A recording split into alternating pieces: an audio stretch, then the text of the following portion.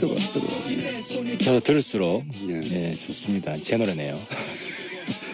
자, 오늘은 저희 뉴스공장 최초로 바른정당 2연속 지금 직접 출연하셨고 오늘 고정 코너 하태경 최고위원 나오셨습니다. 네, 안녕하세요. 하태경입니다.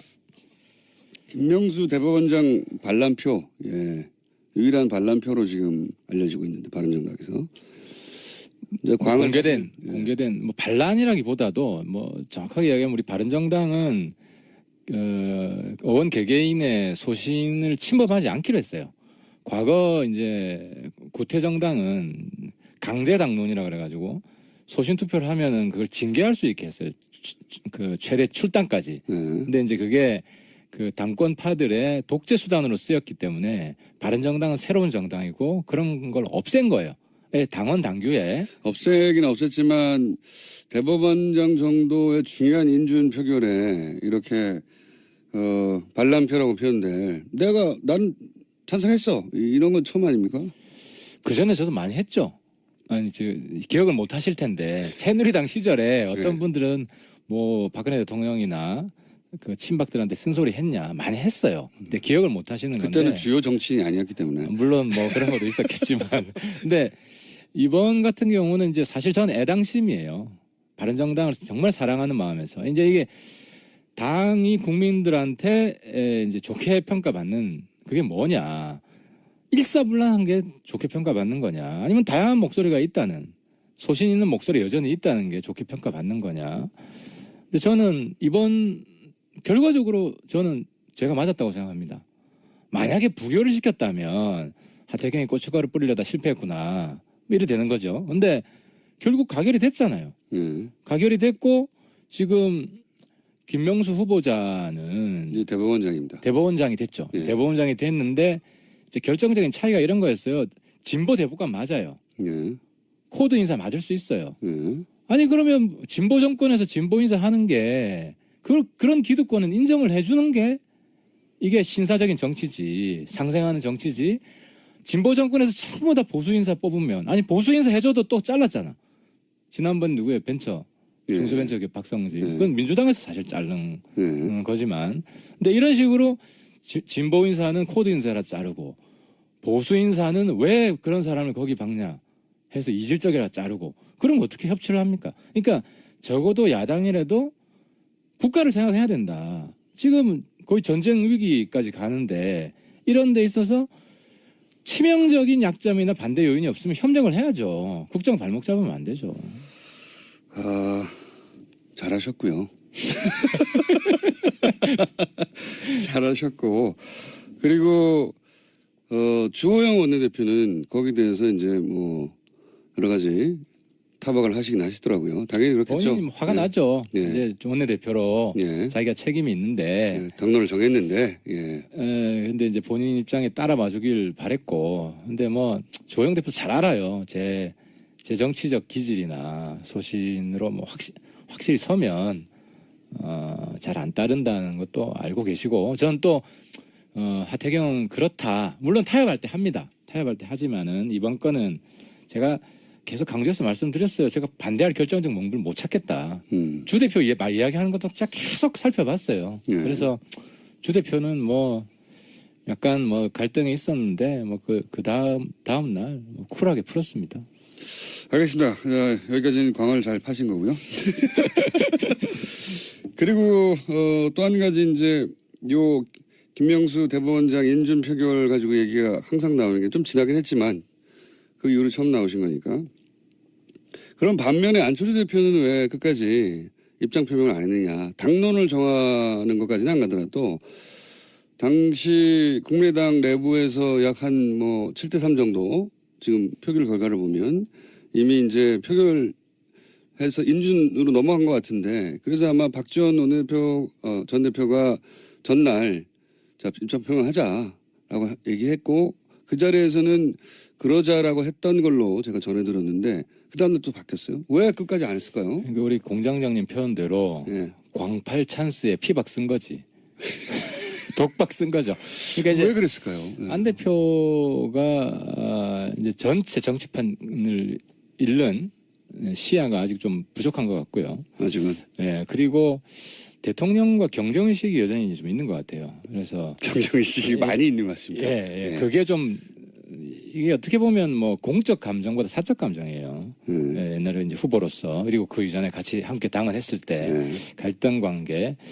그래서 여전히 좀 뒤끝이 있는 것 같고. 근데 물론 이제 저보다 정치력을 더 발휘해야 되는 분이기 때문에 저도 정치 길게 하지 않았지만 저도 뭐 주호영 대표랑 저런 상황에서는 뭐 당 같이 못할 사람이다. 개인적으로 기분이 나쁘죠. 좋지 않지 않습니까? 하지만 이런 거 쿨하게 풀어야 돼요. 사적 감정을 다 털어내고 찌꺼기를 남겨두려고 노력을 하면 안 돼요. 그래서 안 대표한테 좀 대의를 보고 크게 보고 그리고 지금 같은 경우는 정치적으로 자기가 부각될 수 있는 절호의 찬스거든요. 굉장한 찬스였죠. 그렇죠. 사실. 근데 저 같았으면 그랬겠어요. 나는 찬성이다. 하지만 우리도 뭐 과거 정당처럼 당론을 강조하지는 않겠다. 그 정도면 해도 되는데요. 제 의견을 네. 참고해서 자율투표해라. 올해 그 안철수 대표에게 온 최고의 찬스였던 것 같은데 정치적으로는. 그렇죠. 이번 정부 출범 이후 최고의 찬스였던 것 같은데 거의 다 된 밥상이었는데 왜 그랬는지. 그리고 또 그게 작용해요. 이제 김성식 의원은 김명수 후보 대법원장 개인적으로 알잖아요. 이게 크게 작용하거든요. 실제로 한국당에도 찬성표 있었어요. 한국당에 있었을 것이다. 있었어요. 제가 뭐 사실상 확인을 했는데. 아 그래요? 예, 누군지 밝힐 수는 몇 없지만. 명 정도나 됩니까? 뭐 한 명 이상. 딱 한 명. 예. 근데 이제 안철수 대표도 만약 김명수 부장 개인적으로 알고 저 사람 괜찮은 사람이다. 동아일보 칼럼에도 괜찮은 사람이다는 글이 나왔어요. 그러니까 저도 그 영향도 많이 받고 인사했을 때는 전 주변 사람들한테 물어봐요. 저 사람 어떤 사람이냐. 그게 굉장히 가장 좋은 평가의 잣대가 됩니다. 사실 사람이 하는 거니까요. 그렇습니다. 예. 그래서 뭐 대체로 인간적으로 좋은 평이 나오고 근데 안 대표가 동문회 별로 안 친하다 그러더라고. 동문회 잘 안 나가고. 그래서 동문회나 좀 물어보면 금방 크로스 체크가 될 텐데 그런 점이 조금 아쉬워요. 안 대표 지금 행보는 사실 좀 전국을 돌면서 여러 가지 유세에 가까운 행보를 펼치시는데 올해 12월에 대선이 없다는 걸 좀 주변에서 알려드려야 될 것 같아요.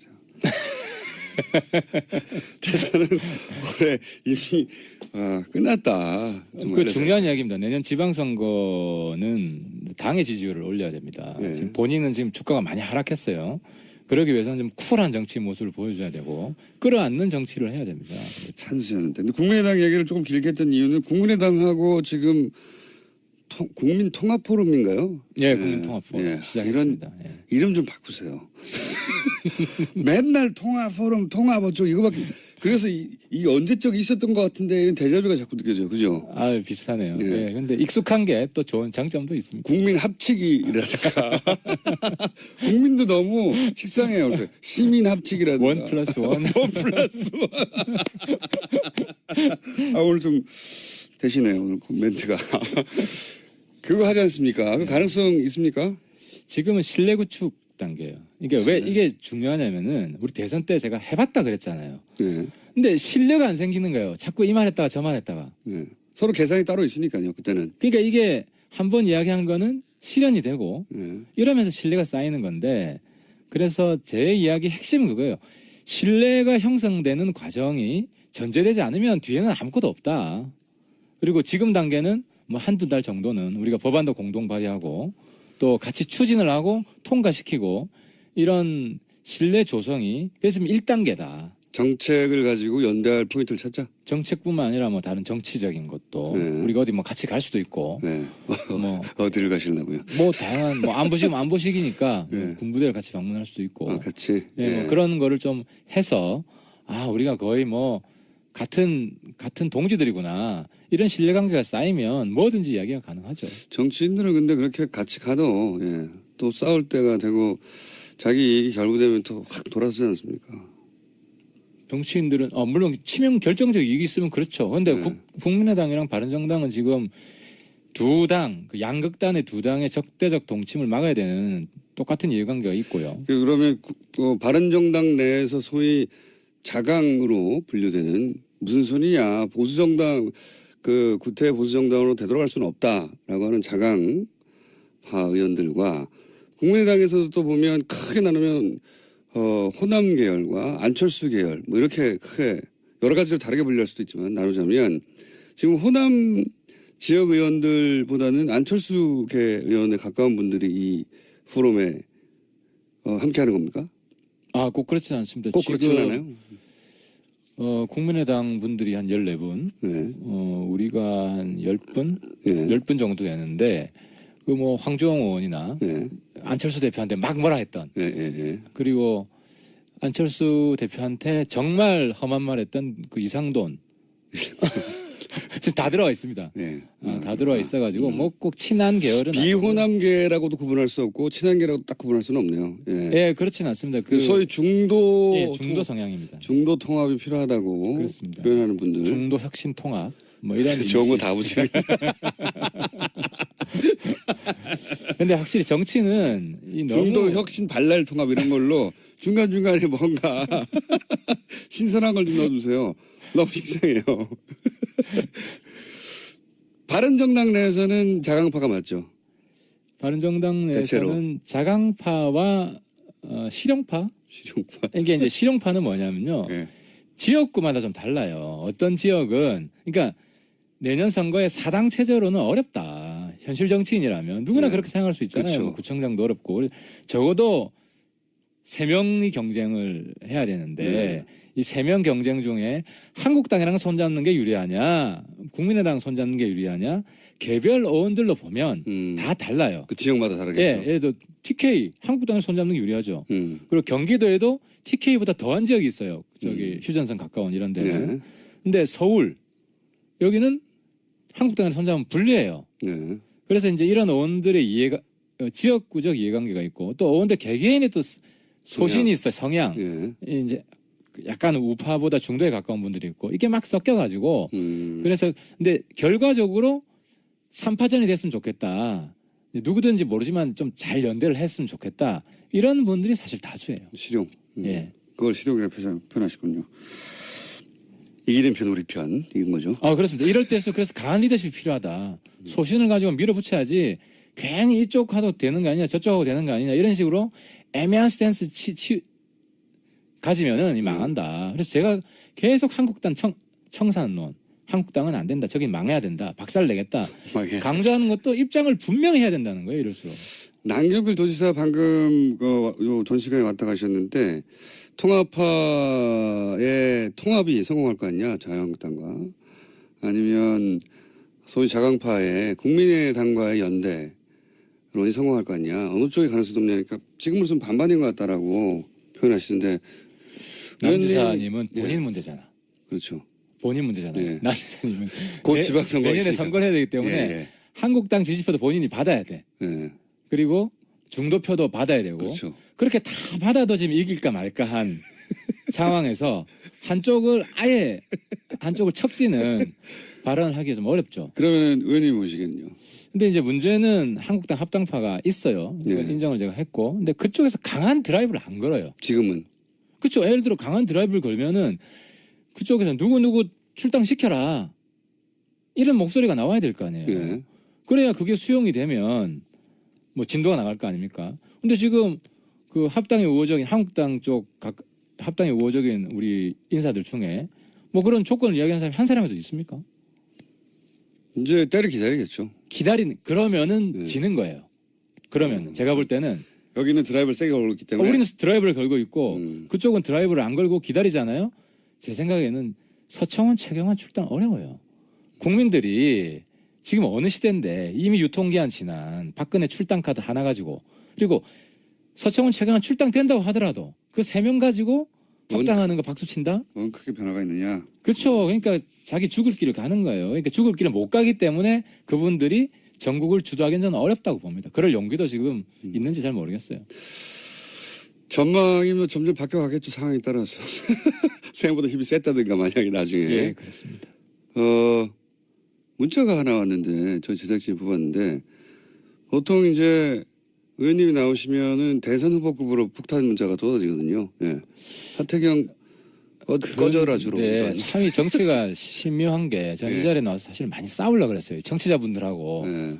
여러분들이 생각하는 것 저랑 다르고 제가 맞습니다 했는데 뭐 그 인위적으로 제가 뭐 그런 스탠스를 안 취하려고 하는 게 아닌데 저는 공장장님께서 굉장히 예술적으로 진행하는 것 같아요. 예. 이슈를 청취자분들하고 쳐간지는 아티스틱합니다 저는. 제가 문자 하나 온 거 소개해드릴게요. 주로 이제 폭탄 문자가 한 뭐 500개 정도는 가뿐하게 오거든요. 예, 예. 가뿐하게. 요즘 문자가 줄겠네요. 요즘 좀 줄었어요. 욕하는 문자가 없어가지고. 심지어는 좀 전에 아까 이제 안철수 대표에 대해서 평하신 과정에서 이런 문자가 왔어요. 차라리 안철수보다 하태경을 대선에서 뽑을래요. 이런 문자는 상상할 수 없는 거거든요. 하태경 의원님이 이 출연하신 이후로 이런 문자는 상상할 수 없는 문자인데 물론 바로 위에 하태경 꺼져라도 있어요. 안 대표님 주가가 좀 떨어졌다. 제가 겸허하게 받아들이겠습니다. 하태경 꺼져라와 대선에서 뽑을래가 지금 같이 오고 있는 아노미 상태입니다. 지금 문자. 여러분 기대하십시오. 또 충돌할 때가 올 겁니다. 이건 어떻게 보십니까? 최근에 자유한국당 쪽에서 전 정진석 의원을 필두로 해서 정치보복이다. 노무현 대통령의 죽음을 자꾸 끄집어내잖아요. 의도적인 거라고 보는데 일단 어떻게 평가하십니까? 그 행위 자체는. 기본적으로 똥볼 찬 거죠. 똥볼 찬 거라고 보십니까? 왜냐하면 우리 저거 동방예의지국이고 이거 부관 참시한 거잖아요.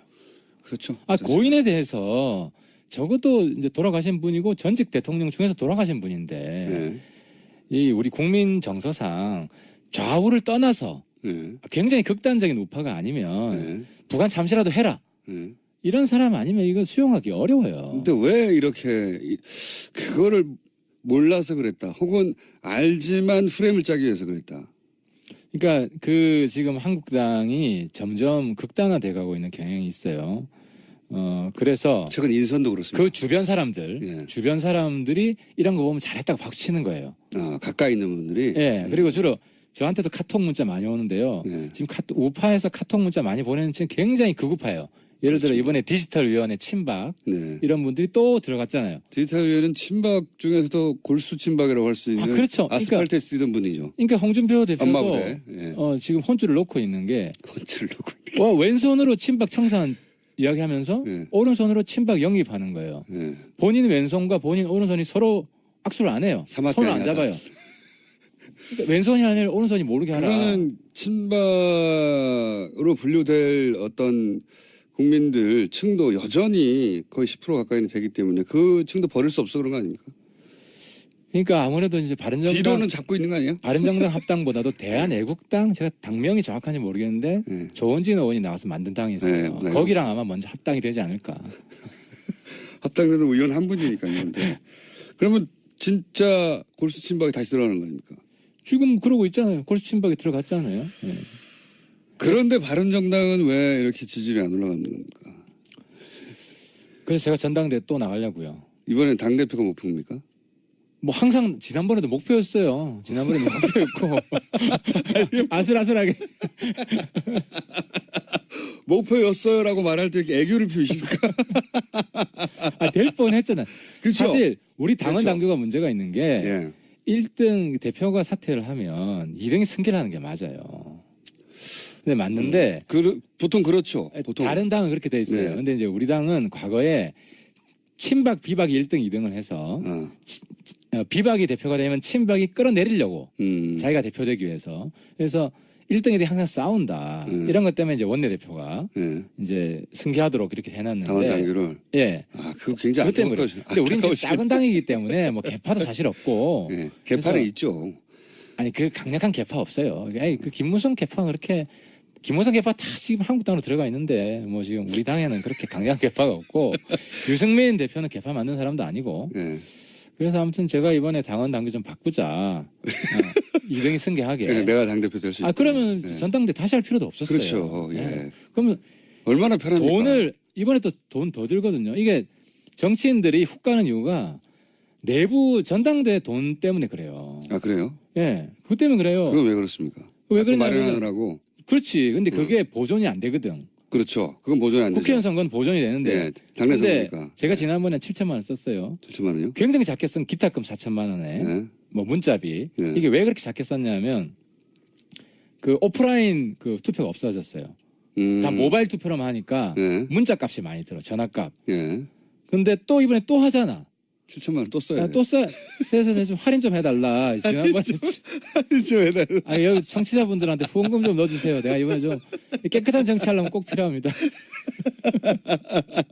또 7천만 원입니까? 근데 이번에는 우리 약식으로 해서 예. 그 기탁금이 행사 비용이거든요. 예. 전국을 다니면서 대관을 해야 되고 이제 그런 비용이 그런 걸 어디서 마련합니까 정치인들은? 후원금 걷죠. 후원금 걷어서. 이제 후원금 통장에서 나간 거예요. 예. 그래서 지금 뭐 후원금을 더 걷는 수밖에 없죠. 뭐. 후원금이 거의 지금 바닥 상태에 보수 가깝습니다. 후보들이 국회의원들이 후원금이 좀 작아요. 이 개인 후원만 되기 때문에. 자, 그러면 당 대표가 되시면 당을 그러면 국민의당과 통합적으로 끌고 가실 거라는 거죠? 저는 혁신이 중요한 것 같고요. 제가 이야기하는 혁신 대통합은 국민의당 혁신파, 우리 그리고 저기 한국당의 그나마 합리적인 분 이렇게 크게 하나로 합치자. 혁신 대통합 노선으로 내가 이번 전당대회 제 모토로 걸고 한번 심판받아 볼 생각입니다. 이명박 전 대통령 진영에서는 상당히 위기감을 느끼는 건 분명한 것 같아요. 그래서 이명박 전 대통령이 직접 입장 표명을 해야 하는 거 아닌가 이런 얘기도 거기서 나오는 것 같고 그래서 점점 다가오는 것 같아요. 예. 다가오는데 이제 문제는 네. 좀 제가 안타까운 건 그래요. 이제 MB에 대한 뭐 원한이나 이런 화가 많이 나 있는 분들이 많을 거라고 생각합니다. 네. 하지만 문재인 대통령이 더 성공하기 위해서라도 네. 과거 대통령이 국가의 대표였다. 네. 한 세력의 대표가 아니라. 그래서 직접적인 증거가 나오지 않으면 최소한 공직에 있는 저는 그래서 박원순 시장이 자기 재선 재물로 MB를 쓰는 것 보고 좀 굉장히 실망했어요. 재선의 재물로 쓰고 있는 것이다. 민간인들이야 MB에 대한 화가 나면 표출할 수 있죠. 그런데 어쨌든 공직에 있잖아요. 그러니까 그 부분은 저희가 내일 박원순 시장이 직접 출연하시기 때문에 물어보세요. 예. 제가 볼 때 MB가 관련돼 있다는 직접적인 증거가 없는데 네. MB를 고발하는 건 굉장히 근데 정치 쇼죠. 국정원 뭐 이거는 박원순 시장이 직접 답변하실 내용이긴 한데 국정원에 문건이 나왔지 않습니까? 그리고 국정원에서 제안 문건이 구체적으로 나왔기 때문에 서울시장 정도를 직접적으로 제압하는 문건이라면 이건 대통령께 보고되지 않았겠냐 이렇게 생각하는 게 상식적이지 않습니까? 근데 이제 제가 그래서 대통령의 뜻이 거기 반영됐다고 보고 제가 동료원들한테 예. 이제 물어본 거는 과거 국정원의 나쁜 관행이래요. 알아서 알아서 라이벌 정치나 대통령 괴롭히는 사람들은 거기 보면은 홍준표도 있어요. 예. 그죠? 있죠. 예, 도움이 안 된다고 본 거죠. 그리고 그때. 김재원 친박 그런 분도 있고. 네. 그러니까 대통령하고 척지고 있는 분들에 대해서는 기본적으로 국정원이 과거부터 오래 전부터 해온 게 있다. 그래서 저는 이번 기회에 적폐라고 그랬으니까 과거 정권에서도 그 정치인들 사찰한 거 한번 다 까보자는 거죠. 그래야 뿌리 뽑히지. 아니면 오해받는다는 거예요. 특정 정권 죽이기로. 예를 들어서 이게 이제 복수다. 당한 거에 대한 복수다. 그런 마음이 있을 수 있죠. 내가 그렇게 당해왔는데 복수다. 그런 마음이 있다고 해서 그 마음은 법적으로 피호하지 않아. 순결하지 않아. 그렇다고 해서 명백한 범죄 혐의가 있는 걸 눈감아야 되는 건 아니지 않습니까? 전혀 그러면 안 되고 예. 적폐를 뿌리 뽑아야 되는데 예. 적폐의 뿌리부터 뿌리 뽑자는 거예요. 뿌리에 뿌리는 국정원 나쁜 관행이다. 저는 그렇게 봐요. 그게 있고 거기에 플러스 알파가 돼 있는 게 있을 수 있죠. 그리고 MB가 관여돼 있는 건 그건 조사를 해야 되는 것인데. 이명박 전 대통령은 관련이 없을 거라고 보십니까 그러면? 근데 이제 저는 그래요. MB가 정치를 싫어했어요. 그러니까 싫어한 게 여의도에 오고 싶어 하지도 않고 네. 가장 탈정치적인 너무 정치를 안 한다고 해서 정치랑 관련된 거는 나는 몰라. 니들 알아서 해. 그리고 정두원 의원도 그랬잖아요. 직접적인 그런 사람이 댓글을 그렇게 정치에 관심 없는 분이 그렇게 댓글 부대를 그렇게 운영하도록 뒀을까요? 근데 원세훈 원장이죠. 네. 원세훈 원장. 또 그건 원세훈 원장의 그러니까 핵심은 그거예요. 단독 저도 플레이다? MB가 직접 관련돼 있는 게 나오면 인정하겠다. 그건 수사해봐야 나오겠죠. 그러니까 지금 뭐 검찰에서 고발했으니까 네. 문제가 나오긴 나오겠죠. 그 이명박 소위 이제 친일 라인은 아니었지 않습니까? 그러니까 제가 이런 이유는 네. 전직 대통령은 누구든지 네. 최소한 좀 공적 신분을 가지고 있는 사람은 좀 신중하게 발언해야 되는 거 아니냐. 그런 취지로 이야기했습니다. 네. 좀 폭탄 문자 몇 개 나오겠네요. 이거 제가 노무현 전 대통령도 똑같이 이야기했어요. 한국당한테 추한 입으로 그렇게 떠들지 마라. 자, 이것이 바로 중도가 갈등이다. 양극단과 싸움이다. 자, 하태경 의원이었습니다. 감사합니다. 예, 감사합니다. 뜨거. 저 들을수록 예. 예, 좋습니다. 제 노래네요. 자, 오늘은 저희 뉴스공장 최초로 바른정당 2연속 지금 직접 출연하셨고 오늘 고정 코너 하태경 최고위원 나오셨습니다. 안녕하세요. 네, 안녕하세요. 하태경입니다. 김명수 대법원장 반란표, 예, 유일한 반란표로 지금 알려지고 있는데 바른정당에서 이제 공개된 뭐 반란이라기보다도 뭐 정확하게 이야기하면 우리 바른정당은 의원 개개인의 소신을 침범하지 않기로 했어요. 과거 이제 구태정당은 강제당론이라 그래가지고 소신 투표를 하면은 그걸 징계할 수 있게 했어요. 그 최대 출당까지. 근데 이제 그게 그 당권파들의 독재 수단으로 쓰였기 때문에 바른정당은 새로운 정당이고 그런 걸 없앤 거예요. 당원 당규에. 없애긴 없앴지만 대법원장 정도의 중요한 인준 표결에 이렇게 반란표라고 표현될 난 찬성했어 이런 건 처음 아닙니까? 그 전에 저도 많이 했죠. 아니 기억을 못 하실 텐데 새누리당 시절에 어떤 네. 분들은 뭐 박근혜 대통령이나 그 친박들한테 쓴소리 했냐 많이 했어요. 근데 기억을 못 하시는 건데 그때는 주요 정치인이 아니었기 때문에 물론 뭐 그런 것도 있었겠지만 근데 이번 같은 경우는 이제 사실 저는 애당심이에요. 바른정당을 정말 사랑하는 마음에서 이제 이게 당이 국민들한테 이제 좋게 평가받는 그게 뭐냐. 일사불란한 게 좋게 평가받는 거냐. 아니면 다양한 목소리가 있다는 소신 있는 목소리 여전히 있다는 게 좋게 평가받는 거냐. 근데 저는 이번 결과적으로 저는 제가 맞았다고 생각합니다. 만약에 부결을 시켰다면 하태경이 고춧가루 뿌리려다 실패했구나. 이래 되는 거죠. 근데 결국 가결이 됐잖아요. 가결이 됐고 지금 김명수 후보자는 이제 대법원장입니다. 대법원장이 됐죠. 예. 대법원장이 됐는데 이제 결정적인 차이가 이런 거였어요. 진보 대법관 맞아요. 예. 코드 인사 맞을 수 있어요. 예. 아니 그러면 진보 정권에서 진보 인사 하는 게 그런 기득권은 인정을 해주는 게 이게 신사적인 정치지 상생하는 정치지. 진보 정권에서 전부 다 보수 인사 뽑으면 아니 보수 인사 해줘도 또 잘랐잖아. 지난번 누구예요? 벤처 중소벤처 박성지. 그건 민주당에서 사실 자른 거지만. 근데 이런 식으로 진보 인사는 코드 인사라 자르고 보수 인사는 왜 그런 사람을 거기 박냐 해서 이질적이라 자르고 그럼 어떻게 협치를 합니까? 그러니까 적어도 야당이라도 국가를 생각해야 된다. 지금 거의 전쟁 위기까지 가는데 이런 데 있어서 치명적인 약점이나 반대 요인이 없으면 협력을 해야죠. 국정 발목 잡으면 안 되죠. 잘하셨고요. 잘하셨고 그리고 주호영 원내대표는 거기에 대해서 이제 뭐 여러 가지 타박을 하시긴 하시더라고요. 당연히 그렇겠죠. 본인이 화가 나죠. 네. 이제 원내대표로. 딱 한 명. 예. 근데 이제 안철수 대표도 만약 김명수 부장 개인적으로 알고 저 사람 괜찮은 사람이다. 동아일보 칼럼에도 괜찮은 사람이다는 글이 나왔어요. 네. 그러니까 저도 그 영향도 많이 받고 인사했을 때는 전 주변 사람들한테 물어봐요. 저 사람 어떤 사람이냐. 그게 굉장히 가장 좋은 평가의 잣대가 됩니다. 사실 사람이 하는 거니까요. 그렇습니다. 예. 그래서 뭐 대체로 인간적으로 좋은 평이 나오고 근데 안 대표가 동문회 별로 안 친하다 그러더라고. 동문회 잘 안 나가고. 그래서 동문회나 좀 물어보면 금방 크로스 체크가 될 텐데 그런 점이 조금 아쉬워요. 안 대표 지금 행보는 사실 좀 전국을 돌면서 여러 가지 유세에 가까운 행보를 펼치시는데 올해 12월에 대선이 없다는 걸 좀 주변에서 알려드려야 될 것 같아요. 대선은 올해 이미 끝났다. 그 중요한 이야기입니다. 내년 지방선거는 당의 지지율을 올려야 됩니다. 네. 지금 본인은 지금 주가가 많이 하락했어요. 그러기 위해서는 좀 쿨한 정치 모습을 보여줘야 되고 끌어안는 정치를 해야 됩니다. 찬스였는데. 근데 국민의당 얘기를 조금 길게 했던 이유는 국민의당하고 지금 국민통합포럼인가요? 예, 국민통합포럼 예. 시작했습니다. 이런 예. 이름 좀 바꾸세요.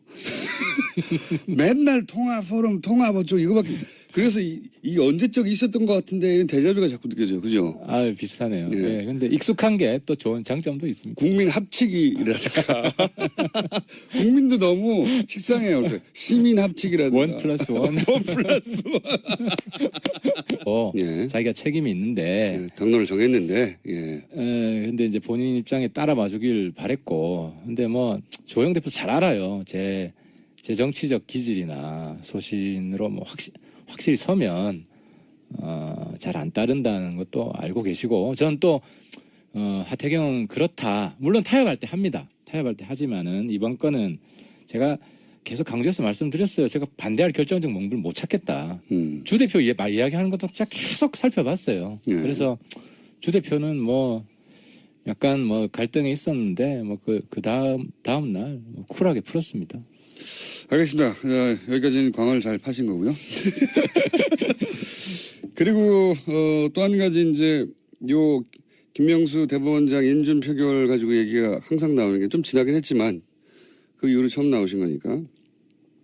그럼 반면에 안철수 대표는 왜 끝까지 입장 표명을 안 했느냐. 당론을 정하는 것까지는 안 가더라도 당시 국민의당 내부에서 약 한 뭐 7대3 정도 지금 표결 결과를 보면 이미 이제 표결해서 인준으로 넘어간 것 같은데, 그래서 아마 박지원 원내대표 전 대표가 전날 자 입장 표명하자라고 얘기했고, 그 자리에서는 그러자라고 했던 걸로 제가 전해 들었는데 그 다음날 또 바뀌었어요. 왜 끝까지 안 했을까요? 그러니까 우리 공장장님 표현대로 예. 광팔 찬스에 피박 쓴 거지. 독박 쓴 거죠. 그러니까 이제 왜 그랬을까요? 예. 안 대표가 이제 전체 정치판을 잃는 시야가 아직 좀 부족한 것 같고요. 아직은 예, 그리고 대통령과 경쟁의식이 여전히 좀 있는 것 같아요. 그래서 경쟁의식이 많이 있는 것 같습니다. 예. 그게 좀 이게 어떻게 보면 뭐 공적 감정보다 사적 감정이에요. 예, 옛날에 이제 후보로서, 그리고 그 이전에 같이 함께 당을 했을 때 갈등 관계. 그래서 여전히 좀 뒤끝이 있는 것 같고, 근데 물론 이제 저보다 정치력을 더 발휘해야 되는 분이기 때문에 저도 정치 길게 하지 않았지만 저도 뭐 주호영 대표랑 저런 상황에서는 뭐 당 같이 못할 사람이다. 개인적으로 기분이 나쁘죠. 좋지 않지 않습니까? 하지만 이런 거 쿨하게 풀어야 돼요. 사적 감정을 다 털어내고 찌꺼기를 남겨두려고 노력을 하면 안 돼요. 그래서 안 대표한테 좀 대의를 보고 크게 보고, 그리고 지금 같은 경우는 정치적으로 자기가 부각될 수 있는 절호의 찬스거든요. 굉장한 찬스였죠. 그렇죠. 사실. 근데 저 같았으면 그랬겠어요. 나는 찬성이다. 하지만 우리도 뭐 과거 정당처럼 당론을 강조하지는 않겠다. 그 정도만 해도 되는데요. 제 의견을 네. 참고해서 자율투표해라. 올해 그 안철수 대표에게 온 최고의 찬스였던 것 같은데, 정치적으로는. 그렇죠. 이번 정부 출범 이후 최고의 찬스였던 것 같은데 거의 다 된 밥상이었는데 왜 그랬는지. 그리고 또 그게 작용해요. 이제 김성식 의원은 김명수 후보 대법원장 개인적으로 알잖아요. 이게 크게 작용하거든요. 실제로 한국당에도 찬성표 있었어요. 한국당에 있었을 것이다. 있었어요. 제가 뭐 사실상 확인을 했는데. 아, 그래요? 예, 누군지 밝힐 수는 몇 없지만. 명 정도나 됩니까? 한 명 이상.